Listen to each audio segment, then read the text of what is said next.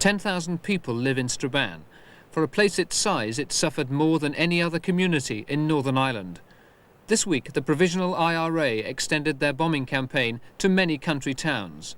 The damage they have suffered is nothing compared to the Blitz of Strabane. 200 bombs in 5 years have reduced the town centre to rubble.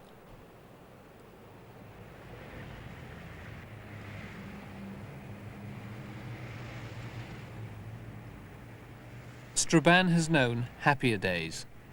Strabane was a wonderful town to live in and to work in.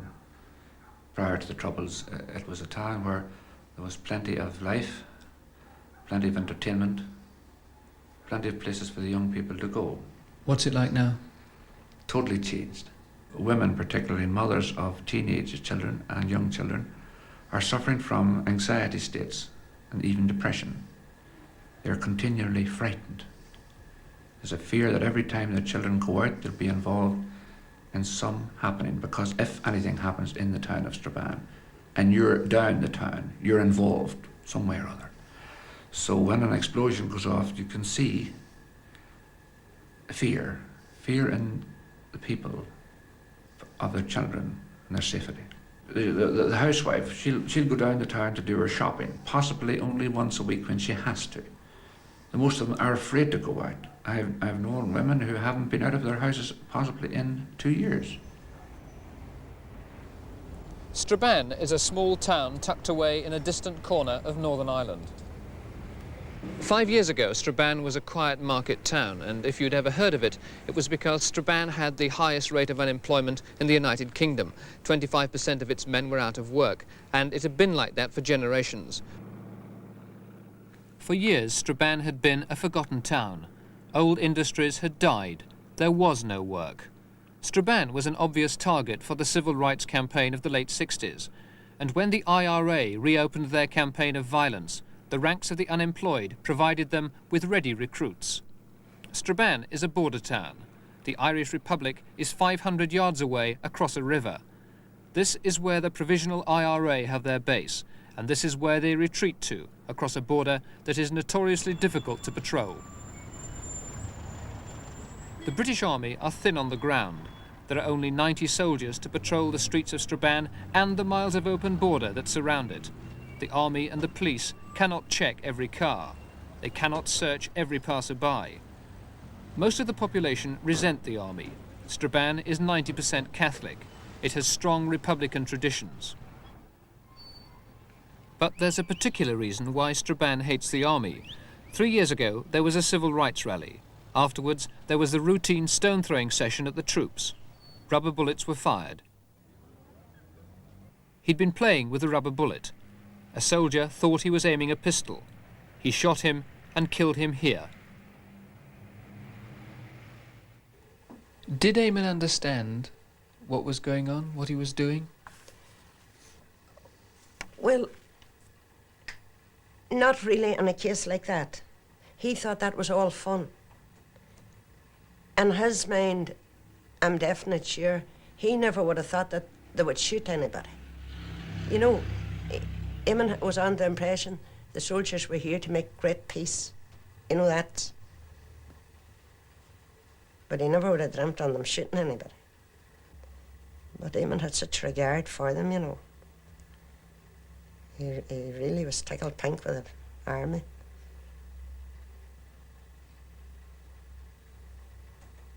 Do you feel bitter now?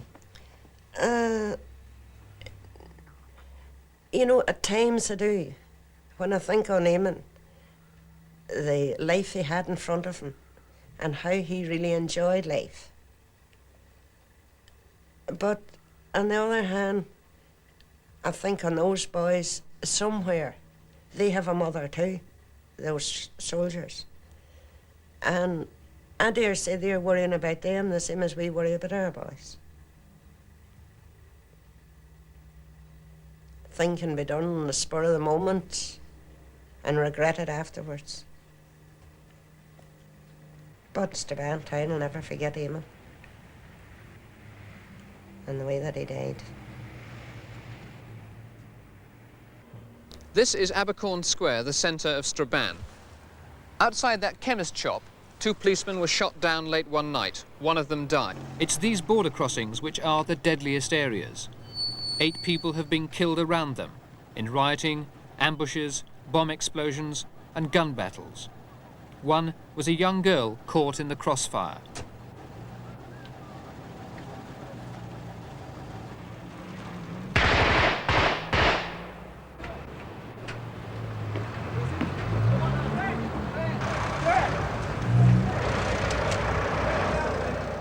This is the regular Saturday afternoon shooting incident in Strabane.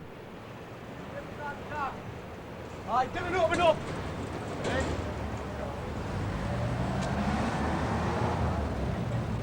Green t-shirt, grey slacks, and he's got an overlay. What? Green t-shirt, yeah, grey slacks, about 16 years old, and he's got an overlay.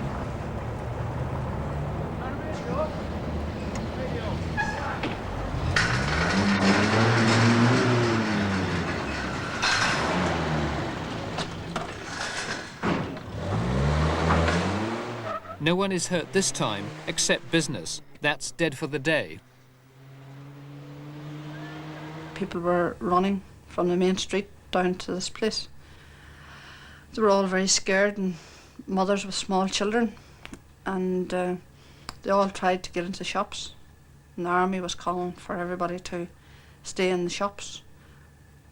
Everybody was terrified because you didn't know exactly where the shooting was coming from. Afterwards, the shooting was over, the town was just deserted. There was about half an hour, just wasn't anyone to be seen. That was business finished for the day. And in this town, it's only 2 business days really that you have, as Friday and Saturday. And that just ended it for today, for Saturday.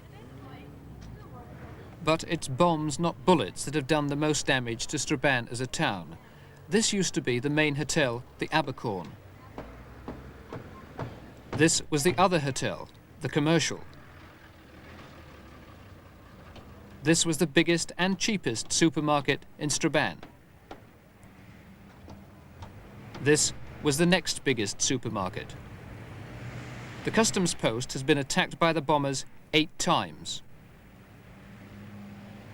The police station has been shot at, rocketed and bombed from the air. The Labour Exchange has been bombed and rebuilt 4 times. 9 of Strabane's 10 petrol stations have been blown up. There used to be 2 banks on this corner, and this used to be Strabane's biggest building, the Town Hall. It was firebombed and burnt out. The only cinema closed down 2 years ago. The golf club has been bombed 3 times. 3 weeks ago, a bread van was hijacked and parked here in Strabane's main street. There was a bomb in the back of it, and when it exploded, it destroyed McGoldrick's the grocers and McKee's the insurance brokers, McGuinness's the opticians and Gray's the printers, McGrory's the drapers and Divine's supermarket, Campbell's the jewellers, Russell's the bakers and Klingen's dress shop. It also smashed Deary's windows for the 14th time. 60% of businesses have been hit by the bombers.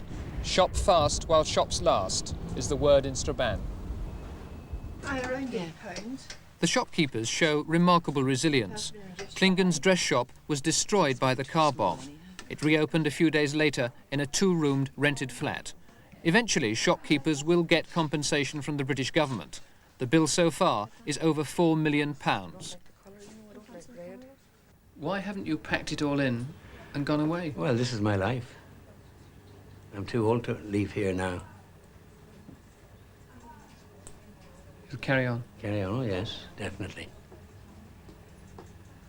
Even if you get bombed again and again? Even if I get bombed again and again. And again? And again. We're asked this very often, how do you keep going, by people in quiet areas? Well, that's very easy to answer. You have no option but keep going.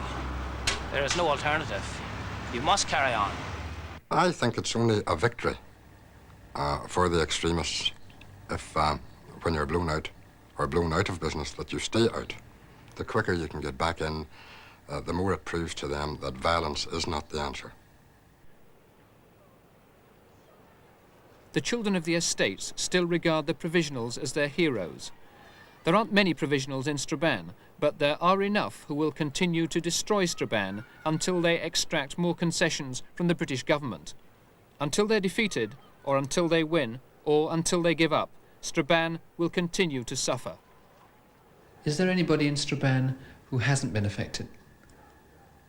I don't believe so. I think from the smallest children up, they are all conscious that Strabane has got a problem. Even the youngest children who can barely talk can tell you that about troubles. That's all they speak about. Are they effects that will end when the troubles end? No.